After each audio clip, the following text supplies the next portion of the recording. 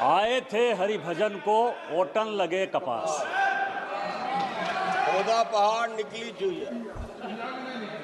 शहीदों की चिताओं पर खड़ी कांग्रेस जिसने भारत को विभाजित किया, आज राहुल गांधी के बयान से मुझे लड़खड़ाती हुई नजर आई। सभापति महोदय, ये संविधान की बात करती हुई नजर आई और मैं 1976 का ये पूरा डिबेट लेकर आया। ये संविधान कैसे कांग्रेस ने तार तार किया, इसका कोई जवाब नहीं। केवल संविधान की ऐसे किताब नहीं होता है कि शिकारी आएगा, जाल बिछाएगा, दाना डालेगा, उसमें कोई फंसना नहीं। उसी तरह से सभी जो है फंस गए चिड़िया। ये संविधान का किताब जो है राहुल गांधी और उनकी पार्टी के लिए केवल एक उसी प्रकार की कहावत है। सभापति महोदय, आप ये समझें, ये 76 में स्वर्ण सिंह की कमेटी बनी 1975 में। उन्होंने सारे इंस्टीट्यूशन को खत्म कर दिया अध्यक्ष महोदय, जिसके लिए आज फिर से लगे हुए हैं।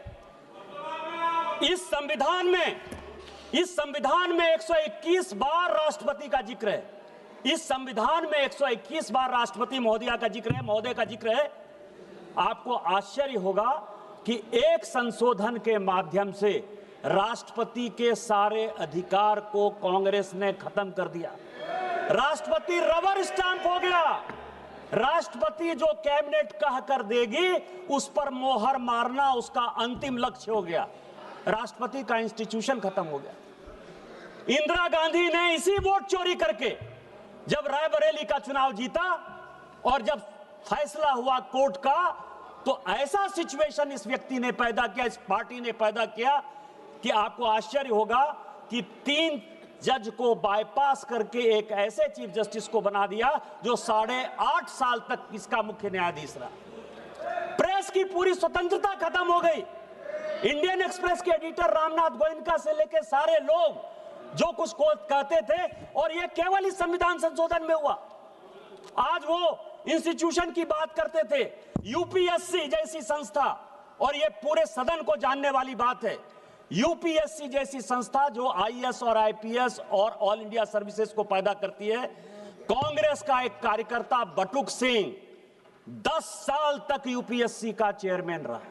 ये यूपीएससी की हालत कर दी इन्होंने। ये चुनाव आयोग की बात करते हैं। इस देश का पहला चुनाव कमिश्नर सुकुमार सेन, जब वो रिटायर होते हैं तो उसको सूडान का ये राज्यपाल बना देते हैं। वीएस रमा देवी जब रिटायर होती है उसको हिमाचल का गवर्नर बना देते हैं। टीएन शेषन जब रिटायर होते हैं तो उसको अहमदाबाद में भारतीय जनता पार्टी के खिलाफ कैंडिडेट बना देते हैं। और एमएस गिल जब रिटायर होते हैं तो वो इस केंद्र के मंत्री 10 साल तक इसी सदन में रहते हैं। किस चुनाव आयोग की बात करते हो? किस ईमानदारी की बात करते हो? किस पारदर्शिता की बात करते हो? कौन सी कांग्रेस की बात करते हो? सीबीआई की बात कर रहे थे। अश्वनी कुमार जो सोनिया गांधी जी और राहुल गांधी का सिक्योरिटी अफसर था, वो सीबीआई का डायरेक्टर बनाया जाता है। रंजीत सिन्हा जो कांग्रेस के अहमद पटेल के यहां रोज बैठता था और जिसकी डायरी पकड़ाई कि उसने कांग्रेस के कितने नेता कब कहां गए, उसको सीबीआई का डायरेक्टर बना देता।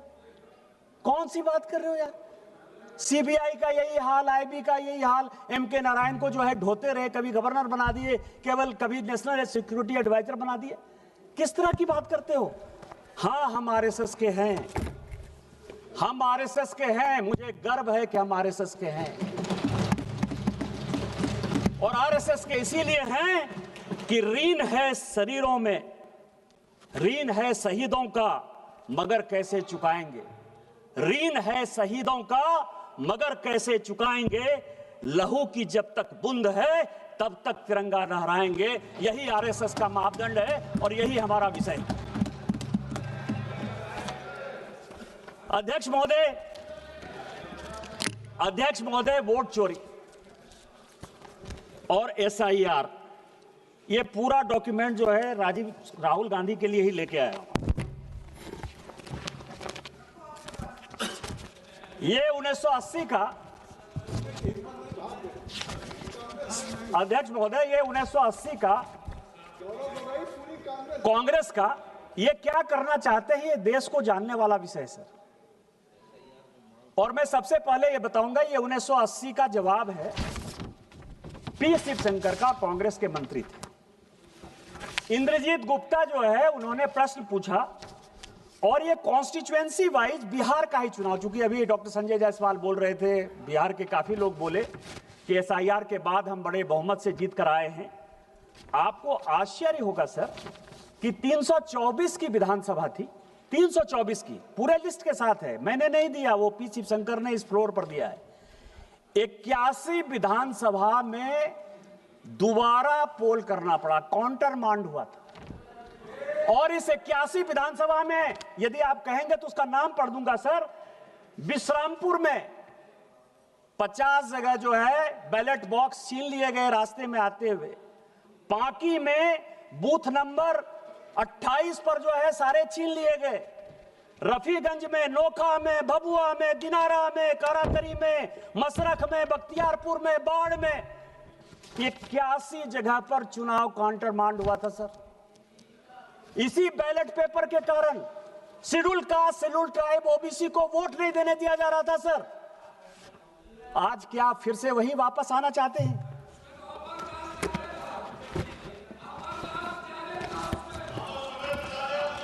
ये मैं आपको सभापति महोदय, ये सभी लोगों ने कांग्रेस से लेकर डीएमके से लेकर टीएमसी तक वाईएसआरसीपी ने जो है ईवीएम की बात की। ये ईवीएम की पूरी हिस्ट्री लेकर आओ सर, पूरी हिस्ट्री है। हिस्ट्री किसने, ये ईवीएम कौन लेकर आया? ये ईवीएम कांग्रेस लेकर आई सर। पहली बार ईवीएम, आपकी जानकारी के लिए, 1987 में पायलट प्रोजेक्ट के नाते राजीव गांधी जी लेकर आए। ये ईवीएम की पूरी हिस्ट्री है। और 91 में जब नरसिम्हा राव की सरकार आई तो उन्होंने तय किया कि ईवीएम आएगा। और ईवीएम आएगा, ऐसे नहीं आएगा सर। ये सारी रिपोर्ट है सर, ये रिपोर्ट है 1961 के सेलेक्ट कमेटी की, और ये रिपोर्ट है 1971 की सेलेक्ट कमेटी की। ये पूरे पार्लियामेंट को जानने वाली बात है। दोनों रिपोर्ट के अध्यक्ष जगन्नाथ राव कांग्रेसी थे। और जो 1971 की रिपोर्ट बनी उसमें एचआर गोखले जो कांग्रेस के लॉ मिनिस्टर थे। और दोनों रिपोर्ट में क्या कहा? दोनों रिपोर्ट में यह कहा कि एसआईआर की आवश्यकता है, स्पेशल इंटेंसिव रिवीजन होना इलेक्टोरल फॉर्म्स का सबसे बड़ा विषय है।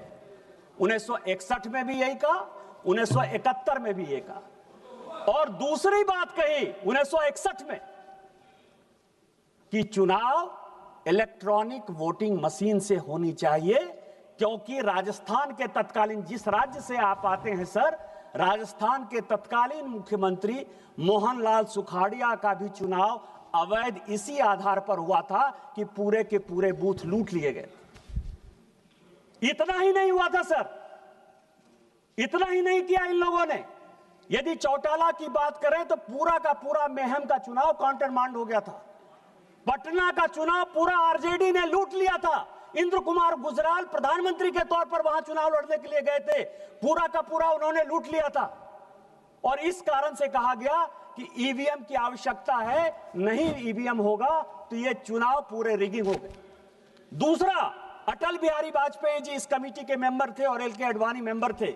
उन्होंने कहा कि बूथ वाइज ही काउंटिंग करो, क्योंकि आप लोग जब चुनाव के रोल को घुमाते हो तो उसमें बूथ से पता नहीं चलता है। तो क्या तर्क दिए गए आपको पता है सर? यह तर्क यह दिया गया कि बूथ वाइज यदि काउंटिंग करने लगेंगे तो जितने ये गुंडे बदमाश मवाली हैं वो वोटरों को मारेंगे।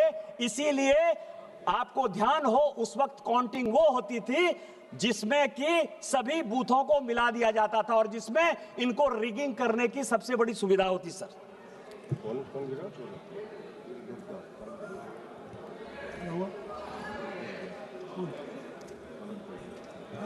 गिरे, ठीक है ना, पेट बुढ़िया। चलो बोलिए।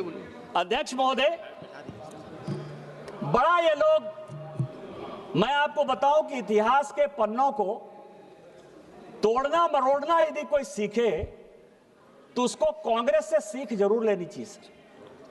चलो बाहर ले लेना, बाहर पैर मुड़ा, कोई दिक्कत। यदि किसी को इतिहास के पन्नों को तोड़ना और मरोड़ना है तो उसको कांग्रेस से सीख लेनी चाहिए। आज कांग्रेस के वक्ता ने बड़ा भाषण देते हुए कहा कि राजीव गांधी जी ने 1988 में इस देश का इलेक्टोरल रिफॉर्म्स का सबसे बड़ा संशोधन किया। और क्या संशोधन किया? 21 साल जो उम्र थी उस उम्र को 18 साल कर दिया। सर, यदि कांग्रेसियों में हिम्मत है तो ये 1972 के ज्वाइंट कमेटी की रिपोर्ट है।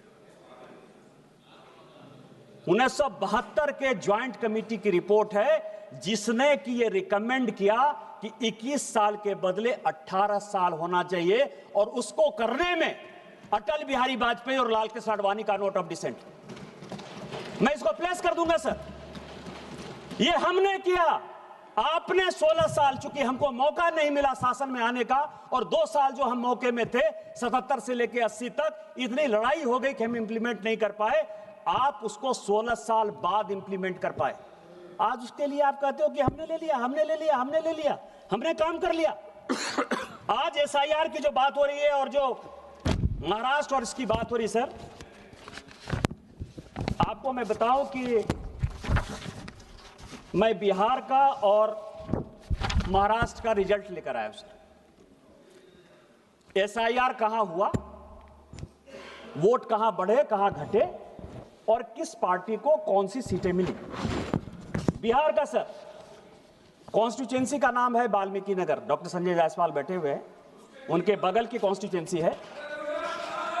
वोट का डिलीशन हुआ 2311, वहां से 1675 वोट से जो बलेरो में बैठने लायक जितनी सीटें मिली, 6 सीट जो कांग्रेस को मिली, उसमें से 1675 वोट से कांग्रेस जीती। दूसरा सीट है चनपटिया, एसआईआर से डिलीशन हुआ 1033, इंडियन नेशनल कांग्रेस 602 वोट से जीती। तीसरा सीट है ढाका, एसआईआर का डिलीशन हुआ 457, 178 सीट से वोट से आरजेडी जीती, और उसमें 298 लोग ऐसे हैं सभापति महोदय, आपकी अध्यक्ष महोदय, आपकी जानकारी के लिए, जो विदेश में बैठे हुए हैं, दुबई में और कुवैत में, और उन्होंने यहां वोट डाल दिया। चौथी सीट है फारबिसगंज, एसआईआर का डिलीशन हुआ 1400, 221 वोट से कांग्रेस जीती।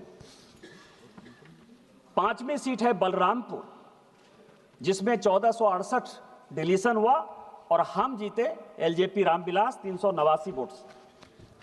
इसके बाद सीट है रामगढ़, 1197 वोट से डिलीशन हुआ, 30 वोट से बहुजन समाज पार्टी जीती। और इसके बाद सीट है जहानाबाद, जहां 1832 वोट एसआईआर से डिलीशन हुआ, 793 वोट से आरजेडी जीती। हम हारने वाले हैं सर, लेकिन हम इस देश के लिए, दलितों के लिए, पिछड़ों के लिए, शेड्यूल कास्ट के लिए, शेड्यूल ट्राइब के लिए हम वोट की राजनीति नहीं करते।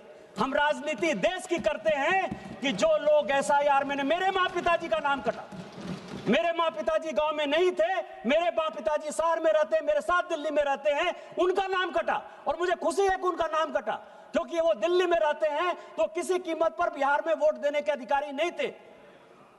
70 साल का एसआईआर है क्या सर? 70 साल का एक आदमी तजिमुल, मैं आपको नाम कहता हूं क्योंकि मुझे पार्टी ने प्राणपुर का इंचार्ज बनाया था सर। एक मुझे खबर मिली, मैं उसके घर पर गया, तजिमुल नाम था। 70 साल में वो आदमी आकर कहता है कि मैं वोटर लिस्ट में अपना नाम डालना चाहता हूं। इलेक्शन कमीशन ने पूछा कि 18 साल जब वोटिंग का राइट हो गया तो आप 70 साल तक क्या कर रहे थे? 2020 के वोटर नहीं, 2015 के वोटर नहीं, 2010 के वोटर नहीं, 2005 के वोटर नहीं। तो क्या आपको लगता है कि यह देश जो है वो बांग्लादेशी वोटरों से जो है बिहार का चुनाव होगा, देश का चुनाव होगा? यदि तजिमुल, मैं नाम बता रहा हूं, मैं आजिम नगर का तजिमुल है, मैं नाम बता रहा हूं, पप्पू यादव, बैठो, आप बैठो। मैं नाम बता रहा हूं, आजम नगर का तजीबुल है जो 70 साल में जो है बनना चाहता था। बैठो जनाब। तीसरा सर, महाराष्ट्र की बात है सर। महाराष्ट्र में कलवा एक सीट है सर, वोटर बढ़े 41,000। सुप्रिया सुले जी के पार्टी के जितेंद्र आहवाट जीते 96,000 वोट से। भिवंडी वोट बढ़ा 37,000। 52,000 वोट से रईस कसाम शेख चुनाव जीते सर। खेड अलांदी 23,000 वोट बढ़ा, 51,000 वोट से बाबाजी रामचंद्र काले जीते। मेरे पास पूरी लिस्ट है, मेरे पास 100 जगह की लिस्ट है। यदि कहेंगे तो मैं प्लेस कर दूंगा, इतना समय में लेना नहीं चाहता, लेकिन मैं ये कह रहा हूं यदि वोट इंक्रीज हुआ तो फायदा महायुति को हुआ। एसआईआर में वोट यदि डिलीट हुआ तो फायदा आरजेडी कांग्रेस को हुआ। इसके बाद भी आपको जो है एसआईआर खराब लग रहा है। एसआईआर क्यों ये विरोध कर रहे हैं सर, उसके पीछे का रीजन मैं आपको बता देता हूं। जो कल माननीय प्रधानमंत्री जी ने कहा, ये किताब लेकर आया हूं sir, Indian national Congress and the Muslims. 1905 में 6 में जब मुस्लिम लीग बनी, 1905 में जब बिहार बंगाल का विभाजन हुआ और जब मुस्लिम लीग बनी सर, तो कांग्रेस ने समय समय पर, वैसे सोनिया गांधी जी सारा चिट्ठी लेकर चली गई हैं सर, लेकिन इस राइटर ने 2010 में सोनिया गांधी से परमिशन लेके कई एक लेटर जवाहरलाल नेहरू के, फजलुर रहमान के साथ, कई एक लेटर जवाहरलाल नेहरू के जिन्ना के साथ वो उन्होंने दिए। क्या क्या कारण था सर? भारत के विभाजन का कारण 1930 में जब स्टार्ट हुआ, 1928 में जब स्टार्ट हुआ, तो कांग्रेस ने किस तरह से मुस्लिम परस्त वोट की राजनीति के लिए कॉम्प्रोमाइज किया, इसका यह पूरा हिसाब किताब इसमें है सर। और इसी में इलेक्टोरल रिफॉर्म्स और एसआईआर है सर। मुस्लिम लीग कह रही है कि लोकसभा और विधानसभा में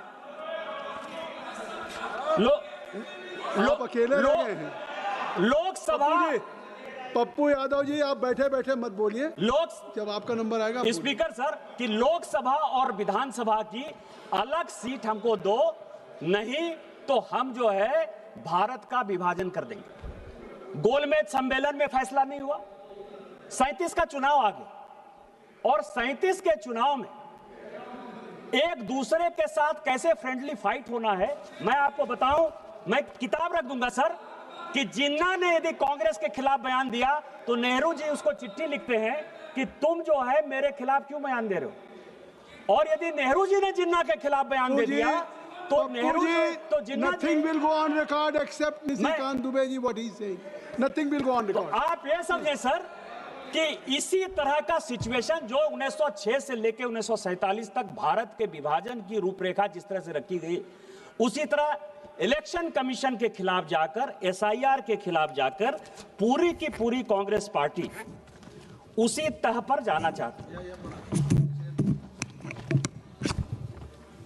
मैं ये है सर, आप एसआईआर के तह तक जाइए। अभी बंगाल का चुनाव हो रहा है सर, और बंगाल के चुनाव में मैं कुछ चीजें जनता के जानकारी के लिए आपके माध्यम से, सदन के माध्यम से डालना चाहता हूं सर, कि 2011 में टोटल पॉपुलेशन बंगाल का 9 करोड़ 13 लाख पॉपुलेशन की वोटर टोटल पॉपुलेशन, और उसमें 6 करोड़ 44 लाख हिंदू हैं और लगभग 3 करोड़ मुस्लिम हैं और लगभग 6.5 लाख क्रिश्चियन। अब आप समझें कि कुछ ऐसे जिले हैं सर, वो जिले हैं दार्जिलिंग, बांकुड़ा, पुरुलिया, दिनाजपुर, मालदा, मुर्शिदाबाद, बीरभूम, जिन लोगों ने 24 परगना जिनकी आबादी 1951 से मैं तुलना करना चाहता हूं सर, और आज जो है 2011, क्योंकि अभी अंतिम जनगणना यही हुई है, और ये सबको जानने की आवश्यकता है। इसीलिए जानने की आवश्यकता है एसआईआर की क्यों आवश्यकता है कि मैं जिस संथाल परगना से हूं सर, मैं जिस संथाल परगना से एमपी हूं, 1951 में हम सभी schedule caste, schedule tribe, OBC सब की बात करते हैं। हम ऐसे दुर्भाग्यपूर्ण राज्य से आते हैं, झारखंड से, जहां की पूरे देश भर में डिलिमिटेशन हो गया।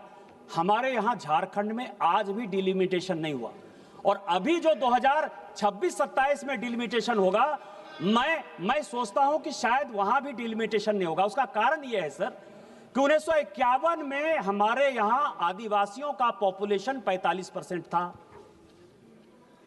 आज जब 2011 की जनगणना हुई तो आदिवासियों का पॉपुलेशन केवल और केवल 27-28% है, केवल 27-28%।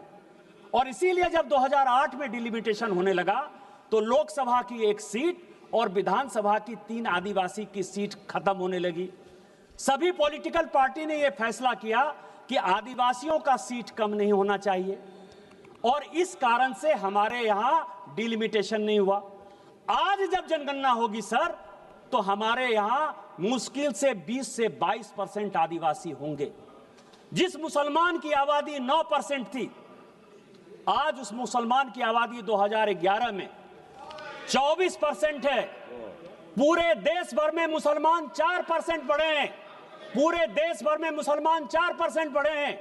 हमारे यहां रोजगार का एक साधन नहीं है, लोग विस्थापन और पलायन के शिकार हैं। इसके बावजूद भी 15% मुसलमान कौन हैं? वो सभी बांग्लादेशी घुसपैठिए हैं, जिसके आधार पर कांग्रेस, जेएमएम, टीएमसी चुनाव जीतती है, और इसी कारण से वो एसआईआर का विरोध करती है। आप इसको देखिए सर,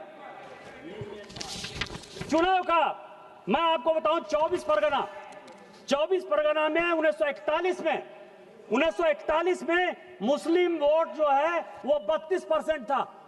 जब भारत स्वतंत्र हुआ और जब बांग्लादेश बन गया तो 24 परगना में मुस्लिम का आबादी 1951 में केवल 23% था, और आज 2011 की जनगणना के हिसाब से ये फिर से 33% है, फिर से 33% है। पूरे देश भर में मुसलमान इन दिनों में 4% बढ़े हैं, 24 परगना में 13%, 14% कैसे बढ़े? इसका जवाब कौन देगा? कोलकाता सर, कोलकाता में ये 2011 की बात कर रहे हैं हम। I am not talking about 2025। उस वक्त हमारा होम मिनिस्टर नहीं था, कांग्रेस का था। आपने उसको बचाया है, आपने, सीपीएम ने और कांग्रेस ने मिलकर मुसलमान को लाया है, इसीलिए एसआईआर का विरोध कर रहे हैं, इसीलिए ईवीएम का विरोध कर रहे हैं आप। कोलकाता 1941 में 24% था, जब भारत स्वतंत्र हुआ तो 12% रह गए सर, केवल 12%।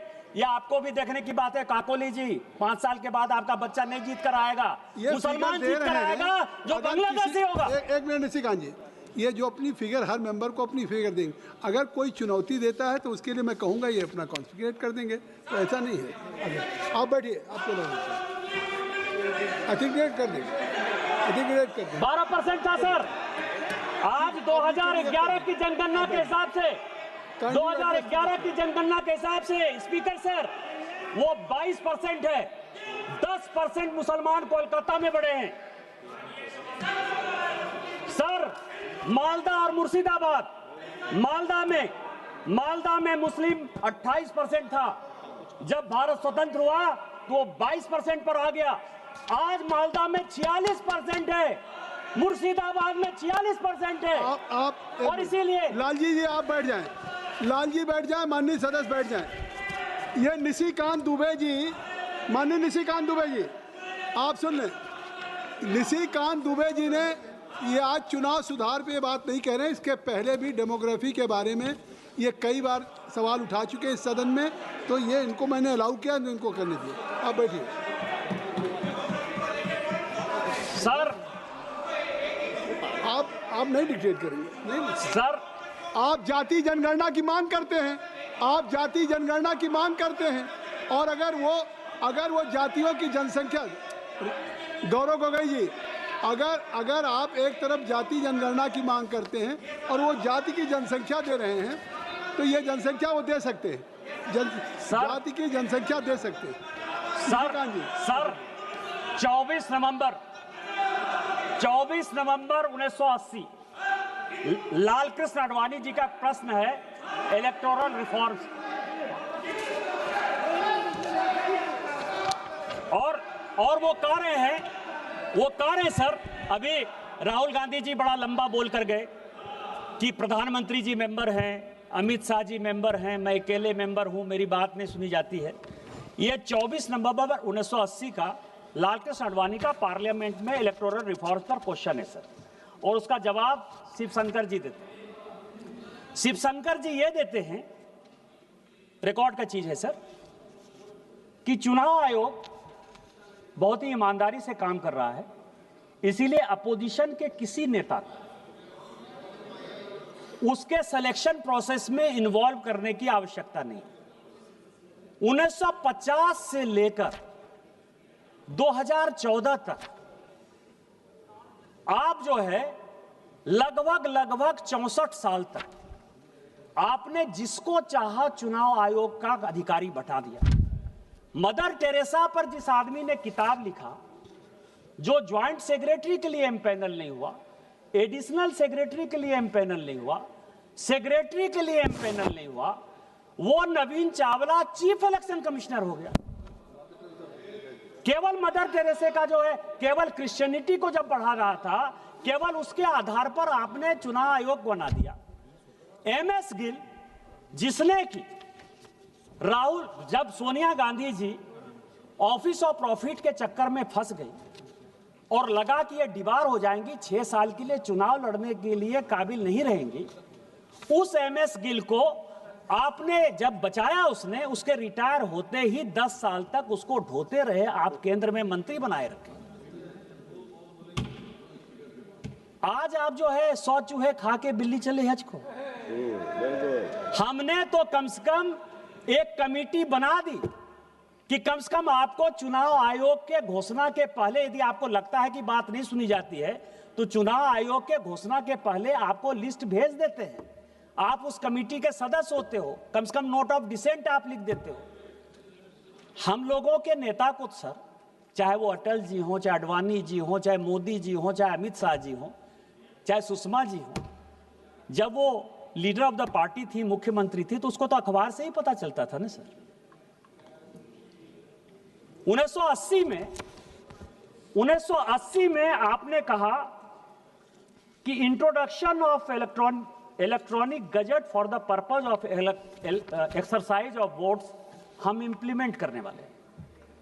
1980 से आप जिन चीजों को पूरे देश को घुट्टी पिलाते रहे, हमारे जैसे लोगों को मूर्ख बनाते रहे, बैलेट से जो है आप लूट कर जो है हमारे वोटर को तंग करके यहां आते रहे और कहते रहे बार बार कि हम इलेक्ट्रॉनिक गैजेट से चुनाव लड़ेंगे, आज उसी ईवीएम के खिलाफ आप मुझे बताने की कोशिश कर रहे हो। इसके अलावा जो स्थिति है सर, ये तारकुंडे कमेटी आपने बनाई, आपने कहा कि इलेक्टोरल बॉन्ड, ये तारकुंडे कमेटी और ये गोस्वामी कमेटी की 2 रिपोर्ट लेकर आया, कहा कि स्टेट की फंडिंग यदि नहीं हो पा रही है तो एक ऐसा कॉर्पस बनाना चाहिए लाइक इलेक्टोरल बॉन्ड, जिसके आधार पर चुनाव की ट्रांसपेरेंसी हो। ये रिपोर्ट है सर। और दिनेश गोस्वामी साहब, आपको पता है कि केंद्र में मंत्री थे, जिस रिपोर्ट का जिक्र किया मैंने सर, पहली बार ऐसा हुआ ज्वाइंट पार्लियामेंट्री कमेटी में कि एक मेंबर ऑफ पार्लियामेंट के अंडर में कानून मंत्री HR गोखले उस ज्वाइंट कमेटी का मेंबर था सर। आपने उन सभी जगह जो है कमिट किया कि हम इलेक्टोरल बॉन्ड्स बनाएंगे। आज इलेक्टोरल बॉन्ड्स यदि आया, बीजेपी के पास आया तो कांग्रेस के पास भी आया, डीएमके के पास भी आया। डीएमके के तो पूरे जो किंग है सर, किंग मार्टिन, जो एकदम पूरा प्ले के गेम के किंग है, उन्होंने ही पूरा का पूरा पैसा दिया, टीएमसी को पैसा दिया। आप जो है इन सारे चीजों के बाद आप मुझे जो है उंगली दिखाने की कोशिश कर रहे हो। इस चुनावी प्रक्रिया में यदि किसी एक पॉलिटिकल पार्टी ने कंसिस्टेंट होकर अपने विचारों को स्पष्टता के साथ रखा तो केवल भारतीय जनता पार्टी। इस देश में, और मैं ऑन रिकॉर्ड ये बात कर रहा हूं, इस देश में 3 ही प्राइवेट मेंबर रिजोल्यूशन आज तक पास हुए। सभी सरकारी रिजोल्यूशन, सभी सरकारी बिल पास होते हैं। 3 रिजोल्यूशन पास हुआ है। एक रिजोल्यूशन पास हुआ है लाल कृष्ण आडवाणी का, जिन्होंने कि इलेक्टोरल रिफॉर्म्स पे रिजोल्यूशन पास किया। और आज जो कुछ भी आपको दिखाई दे रहा है, वीवीपैट दिखाई दे रहा है, ट्रांसपेरेंसी दिखाई दे रहा है, सीसीटीवी की बात कर रहे हो, चाहे वो चुनाव में कोई आदमी यदि गड़बड़ी करेगा तो जेल जाने की बात करते हो, 171 को मजबूत करने की बात करते हो, वो सारे के सारे लाल कृष्ण आडवाणी के पास किए हुए कानून हैं इस पार्लियामेंट से। और मैं इसलिए ये बातें कहता हूं कि दूसरा खुशनसीब सांसद मैं हूं जिसने 370 और 35A के खिलाफ जो है इसी पार्लियामेंट में आप ही लोगों से रिजोल्यूशन पास किया, क्योंकि मैं बहुत पुराना आडवाणी जी की तरह पुराना सांसद नहीं हूं। मोदी जी की कृपा के कारण वो पास हो पाया और आज माननीय अमित शाह जी ने 370-35A खत्म करके कम से कम वहां भारत का कानून लागू कर दिया। नहीं तो इलेक्टोरल रिफॉर्म्स में हमारा चुनाव, आपको पता है कि आपने जब संविधान संशोधन की स्पॉन्सरिंग कमेटी में, तो राज्यसभा की तरह लोकसभा को 6 साल कर दिया। जम्मू कश्मीर में प्रत्येक विधानसभा जो है 5 साल में खत्म हो जाती थी। जम्मू कश्मीर एकमात्र ऐसा राज्य था जिसमें 6 साल की विधानसभा होती थी। 370 और 35A खत्म करके हमने शेड्यूल कास्ट को भी सीट आरक्षित किया, शेड्यूल ट्राइब को सीट आरक्षित किया और 5 साल की विधानसभा की हमने इंटीग्रेट किया, हमने इलेक्टोरल रिफॉर्म्स किया, आपने नहीं किया। उसी तरह से आज सुप्रीम कोर्ट का जो भी जजमेंट आ रहा हो, लेकिन क्या आपको लगता है कि चुनाव में जिस तरह से पैसे की बाढ़ आ रही, क्या आज सारे पॉलिटिकल पार्टी को सोचने की आवश्यकता नहीं थी? खोदा पहाड़ निकली चूहिया वाली हालत हो गई। मैं तो राहुल गांधी जी से बहुत कुछ सुनना चाहता था, समझना चाहता था, जानना चाहता था। आज मैं कसम खा के आया था कि आज मैं केवल नेहरू जी की बड़ाई करूंगा, राजीव गांधी जी की बड़ाई करूंगा, इंदिरा जी की बड़ाई करूंगा, क्योंकि ये सारे कमेटी नेहरू जी ने बनाए थे, इंदिरा जी ने बनाई थी या राजीव गांधी जी ने बनाया था। लेकिन मुझे लगा आप परिवारवाद के बहुत खिलाफ। इलेक्टोरल रिफॉर्म्स में आप ही ने पास किया 1972 का। आपको पता है क्या पास किया? कि राष्ट्रीय अध्यक्ष का चुनाव, प्रदेश अध्यक्ष का चुनाव पूरे ट्रांसपेरेंट तरीके से हो। आप ही ने, आपने कहा है, हमारे यहां 6 साल का, आप तो उस पार्टी में 20 साल रहे हो कीर्ति आजाद साहब, हमारे यहां अध्यक्ष को 2 टर्म मिलता है और 1 टर्म अध्यक्ष का 3 साल के लिए होता है। इसीलिए नड्डा जी 2020 में बने हैं, उनका टर्म 2026 तक है। आप अपने यहां देखिए कि ममता बनर्जी जी जब से अध्यक्ष बनी है, कोई दूसरा अध्यक्ष नहीं बना है। आप डीएमके में देखिए कि करुणानिधि जी के परिवार के बाद कोई अध्यक्ष नहीं बना है। उसके लिए शरद पवार एक्सेप्शन हो सकते हैं कि उनके पार्टी में अध्यक्ष जो है उनके परिवार के लोग नहीं है, मैं उनको मान सकता हूं। लेकिन आप ये देख लीजिए, आप कांग्रेस का देख लीजिए, गांधी परिवार को छोड़कर कोई दूसरा बनता नहीं, और जो बनता है उसकी स्थिति सीताराम केसरी टाइप हो जाती है, उसके धोती खोल लिए जाते हैं। किस ओबीसी की बात करते हो? किस रिफॉर्म्स की बात करते हो? किस कमेटी की बात करते हो? आपकी जो कमेटी है उसी कमेटी के ये हालात हैं, उसी कमेटी के। मैंने क्या कर दिया? ममता बनर्जी जी यदि अध्यक्ष से नहीं हट रही हैं तो आप लोगों का कीर्ति आजाद को अध्यक्ष बन जाना चाहिए। आप पे कोई आरोप नहीं लगाया है, एक मिनट, आप पे कोई आरोप नहीं लगाया, केवल रेफरेंस दिया है। आपको अवसर तब मैं देता जब आप पे कोई आरोप लगता, तो आपको अवसर लेने का अधिकार है। सभापति महोदय, केवल रेफरेंस दिया। सभापति महोदय, ये जो कांग्रेस है, ये कांग्रेस जिन्ना से लेकर सलमान रश्दी तक, जिन्ना से लेकर सलमान रश्दी तक वोट बैंक के अपीजमेंट में फंसी हुई है। ये फजलुल हक से लेकर साहबानों तक और राजा महमूदाबाद से लेकर बाबरी मस्जिद तक केवल मुस्लिम परस्त राजनीति बनाई हुई है। राजा महमूदाबाद जो कि मुस्लिम लीग के अध्यक्ष हुए, जिन्होंने भारत का विभाजन किया, उनकी पूरी संपत्ति आपको ध्यान हो, जिसको कि नरेंद्र मोदी जी को कानून बनाना पड़ा, जो पाकिस्तान में बैठा है उसकी पूरी संपत्ति को कांग्रेस ने दे दिया। सर यही कांग्रेस का इतिहास है, बहुत पुरानी बात नहीं है, 2012 की बात है, 2012 की बात है सर। जिस कांग्रेस ने सोमनाथ का विरोध किया, उसी कांग्रेस ने अयोध्या का विरोध किया। आज तक सोनिया गांधी, राहुल गांधी, प्रियंका गांधी कोई अयोध्या का मंदिर दर्शन करने तक नहीं गए सर। सोमनाथ भी कभी नेहरू जी नहीं गए थे, आज नहीं गए। मैं केवल इतना ही अंत में कहूंगा सर कि हम भारतवर्ष का हृदय से अमिट सम्मान करते हैं, यहां के चांदनी मिट्टी का गुणगान करते हैं। मुझे चिंता नहीं है स्वर्ग जाने की, मुझे चिंता नहीं है स्वर्ग जाने की या मोक्ष पाने की, तिरंगा के कफन में मेरा बस चले, यही आह्वान करते हैं। हमारा शरीर तिरंगा के कफन में जाए और इस देश को आगे बढ़े, विकसित भारत 2047 बनाए और सोरोस फाउंडेशन के आदमी जो देश को टुकड़ा करना चाहते हैं, जो इंस्टीट्यूशन को खत्म करना चाहते हैं, राहुल गांधी की राजनीति को परास्त करें। इन्हीं शब्दों के साथ वंदे मातरम। जय हिंद, जय भारत।